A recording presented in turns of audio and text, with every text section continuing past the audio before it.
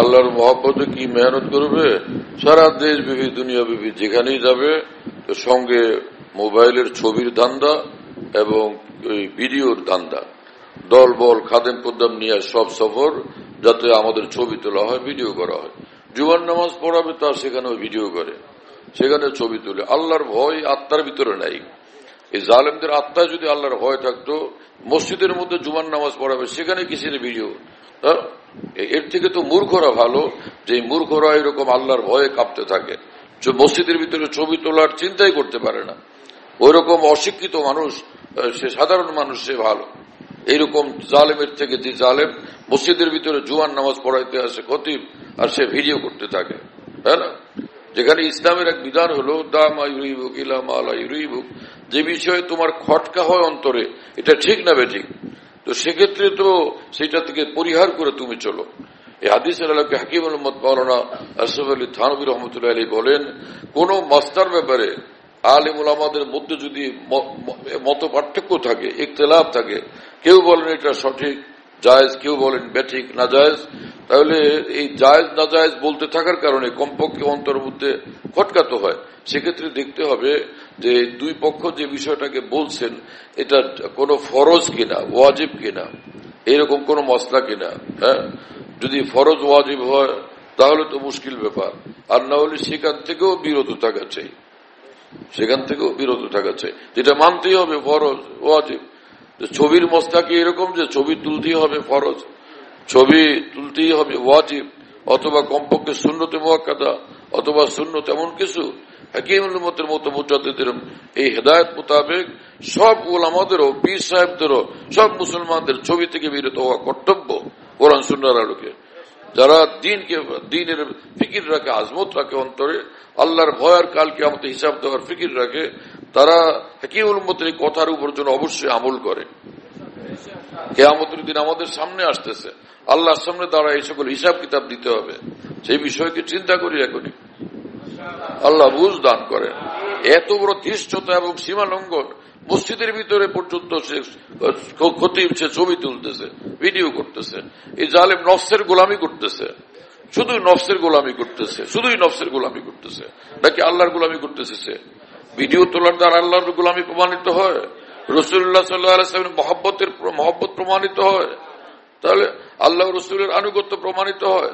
তো বাকি থাকলো কি? শুধু নিজের নফসের জজবা পুরা করা, শুধু নফসের জজবা পুরা করা, আর কিছুই নেই এখানে। আবার কেউ জিজ্ঞাসা করলো যেগুলো ঠিক কিনা, বেপরোয়া ভাবে উল্টা পাল্টা কথা বলতে থাকে। তুমি বলো কোরআন সুন্নাহর আলোকে এটা জায়েজ, অথবা কোরআন সুন্নাহর আলোকে এটা না জায়েজ, একটা তো বলবা। কোনটাই না, গোলমোল কথা বইলা মানুষদেরকে ধোকা দিয়া পেরে নিজের রাস্তা ক্লিয়ার করে নেয়, যাতে নিজের নফসের খায়েশ, নফসের জজবাকে পুরা করা যায়। এক সরকার, দিনদার সরকার এভাবে তৈরি হবে। সারা দেশের সব মানুষ উল্টা, ওইদিকে হুজুররা ভোটে দাঁড়ায়, তো ভোট তোরাই দেয়। এক এক হুজুরের ভাগে ভোট আসে 3000, 5000, আর তার বিপক্ষ যারা দাঁড়ায় তাদের এক একজনের 1 লাখ, 1.5 লাখ, হ্যাঁ না, 2 লাখ ভোট। আর হুজুর দাঁড়াইছে একজন ইসলামের পক্ষে, তার ভোট হলো 3000, 4000। এই দাঁড়ানোর ফায়দা কি বুঝলাম না কিছু। একজন দাঁড়ানো উচিত, ফেল করার জন্য দাঁড়ানো, এটা কোন ধরনের তরিকা? ফেল করার জন্য দাঁড়ানো এটা কোন তরিকা হলো? সারা দুনিয়াব্যাপী খবর প্রচারিত হয় যে ও ইসলামওয়ালারা পরাজিত হয়েছে, তার বিপক্ষ ভোট পাইছে 1,20,000 বা 50,000, 60,000, 65,000, আর এই ইসলামওয়ালা ভোট পাইছেন মাত্র 2,000, 1,500, 700, 800, মানে 5,000, 7,000। এই ধরনের ইলেকশন করার ফায়দা কি? এর দ্বারা মুসলমানদের ইজ্জত বাড়ে না, ইসলামের ইজ্জত বাড়ে না, উলামাদের ইজ্জত বাড়ে না, দিনের কোন বিন্দু মাত্র ফায়দা হয়? যা হয় সবটা ক্ষতি হয়, যা হয় সবটাই শুধু ক্ষতি হয়। যারা এই সকল করেন তারা যে উলামায়ে দ্বীন থেকে, আকাবের দ্বীন থেকে, মুহাক্কিকিনে উম্মত থেকে, মুহাক্কিকিনে উলামায়ে দ্বীন থেকে কোনো মশওয়ারাও করেন না। বাস ইচ্ছা হলো কাম একটা করলাম, রাজনীতির ফিল্ডে আছে, আমার ইচ্ছা আমি করব, এরকম তো ঠিক না। দারুল দেওবন্দে ফতোয়া চান, দারুল করাচিতে ফতোয়া চান, বড় ইদারাতে যেখানে তিনি বড় ইদারা আছে সেখানে ফতোয়া চান। আপনার আমার মন মতো কথা কাজ করলে হবে? হ্যাঁ, যেমন ভিডিও কল করে এখন বহুত মানুষ, তালবে ইলম, আলেম উলামা, দিনদার লোকেরা ভিডিও কল করে, অথচ ভারতের দারুল দেওবন্দের ফতোয়া হলো ভিডিও কল তো হারাম। ভিডিও কল কোনোভাবেই জায়েজ নেই, অথচ এগুলো করা হচ্ছে। এর থেকে তওবা করা ফরজ। আফসোসের বিষয়, কি কঠিন অবস্থা আজকে।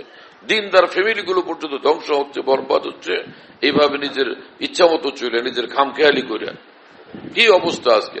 খালি টুপি দাড়ি লম্বা করতে থাকলে দিনদার হয়? সর্বক্ষেত্রে আল্লাহ পাকের হুকুমের সামনে মাথা নত করেছে। অনেকে নিজের বাচ্চা কাচ্চাদের কথা রক্ষা করতে গিয়ে হারামে লিপ্ত হয়, যে আমাদের ছেলে মেয়েরা বলে যে একটু ভিডিওতে কথা বললে তো এটা খুশি হব।